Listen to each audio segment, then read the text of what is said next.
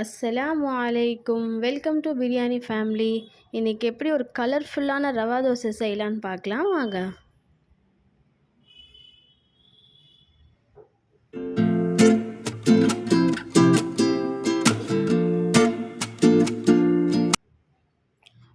One cup ரவை, 1 cup அரிசி மாவு, 2 கப்பு மைதா மாவு.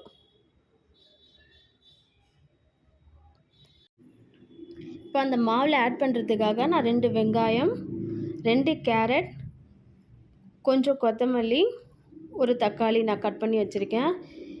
இது எல்லாத்துலேயுமே நான் கொஞ்சமாக எடுத்து நான் இந்த மாதிரி மாவில் அதையும் சேர்த்து நான் இப்படி நல்லா தண்ணியாக கொஞ்சம் கரைச்சிக்கிறேன். ரொம்ப தோசை மாவு அளவுக்கும் இல்லாமல் கொஞ்சம் ரொம்ப தண்ணியாகவும் இல்லாமல் இந்த அளவுக்கு கரைச்சி எடுத்துக்கலாம். இப்போ அதில் தேவையான அளவு உப்பு சேர்த்து நல்லா கலந்து விட்டுக்கலாம்.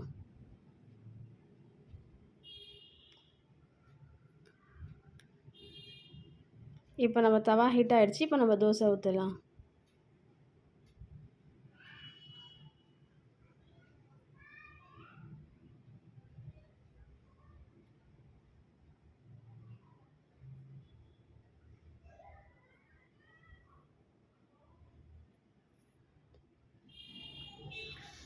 இந்த மாதிரி கேப் இருக்கிற மாதிரி ஊற்றிக்கோங்க. அப்போ அந்த டைமில் நம்ம ஆயில் சேர்க்கும்போது நல்லா கிறிஸ்பியாக இருக்கும்.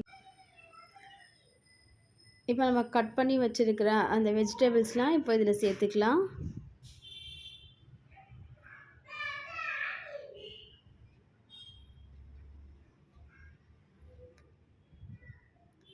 அவ்வளோதான். இப்போ நம்ம ரவா தோசை ரெடி ஆகிடுச்சு.